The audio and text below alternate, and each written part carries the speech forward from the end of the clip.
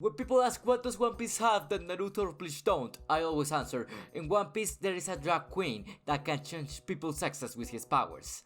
That's right, that's exactly right. I actually want to watch Naruto and Bleach, but One Piece is so long that I've been able to watch anything else since. Today I want to talk about an arc of this franchise that does have gender bending, and I think it does it quite well. I just finished Dressrosa, so please don't give me spoilers. Don't give me spoilers. I already heard too much. I already heard too much. La la la la. Soy de palo, tengo de pescado. La la la. Soy de palo, tengo de pescado. La la la la la la la la. Oh, I need to talk about Bone Hazard as well, right? So Impel down. We have Luffy's brother Ace, who was sentenced to death by the government, and Luffy has to rescue him from the prison.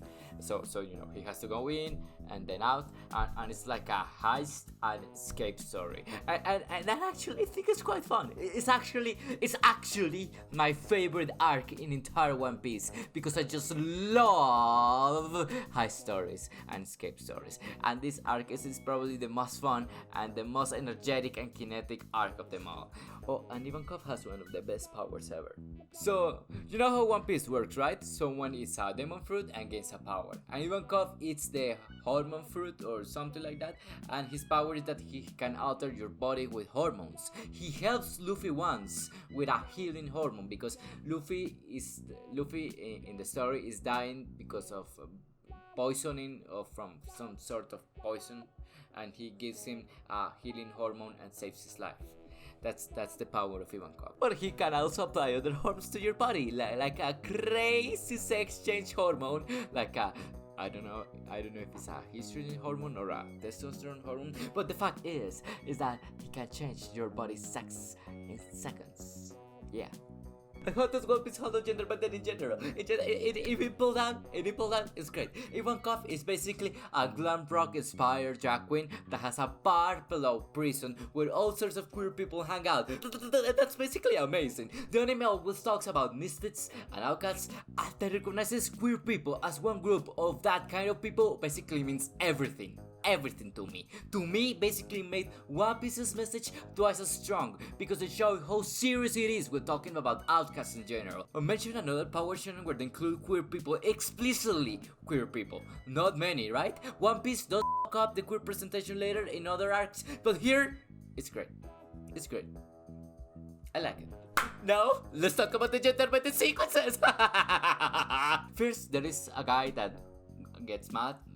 He gets mad because his dad became queer after meeting Ivankov or something, and then Ivankov turns him into a woman. It's nice. I like it. I like seeing a fool losing his balls. that will always be enjoyable.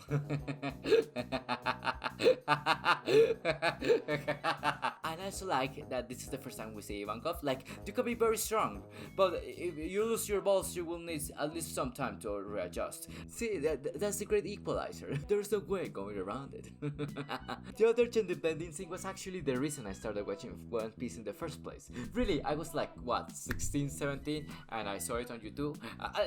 This video actually, this video right here, and the scene is a bit different from your usual gender bending scene, because instead of getting upset, the guard feels happy about the sex change. Ivankov says, "Go and live as your true self," and it was probably the most uplifting and validating thing from a piece of media that ever spoke to me in the same terms of sadness my brain speaks with. This is exactly what I want from a gender bending anime. Any gender bending piece of media I watch, I am always hoping that it ends out like this, exactly like this. Freedom out of a free self and the euphoria that comes with it. This is it. This exactly freaking is it.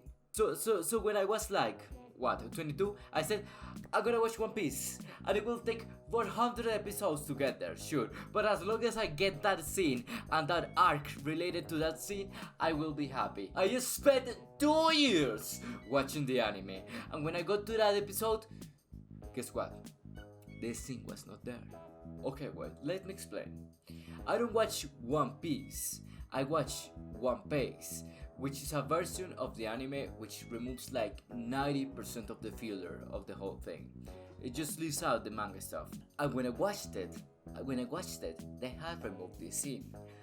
You could not guess, you could not possibly understand my sheer puzzlement at the fact that it turned out this scene was filler, that it was not canon, it did not exist, it did not happen. I have wasted my time with One Piece baited by the f***ing filler scene! 2 years, 442 episodes baited by the f***ing filler scene! Okay, I actually didn't waste my time with One Piece. I actually had enjoyed a lot the anime, but you have to understand, I still felt quite betrayed. I mean, it's not that the scene did not happen.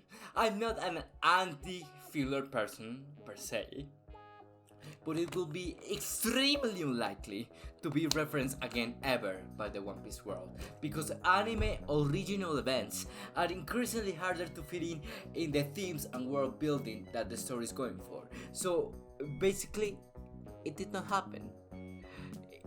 It did not happen. People ask me, but why is Ivankov turning random people into Nakama? And I just think it's funny, because in the gender bending sequence that is actually canon, he changes someone's sex against their will too. Here, at the very least, the person lives happy with their change. So what would you prefer, huh? I would personally thought it was like some sort of translator or something. Or even if he was a villain, even if Ivankov was a villain, I would have been on it. I would have been on it for the ride. I would have loved a villain whose power is changing people's sexes. I mean, don't worry, cis people. You don't have to be afraid. I know, actually, be afraid. Oh, and there is this person called Inazuma, which sometimes appears as male and sometimes appears as female. Yeah, they're basically gender fluid. No, not basically. They are gender fluid. Their screen time is minimal, but their existence means everything. Ivankov also gets gender bends himself sometimes, which is neat too. So how does One Piece handle gender bending?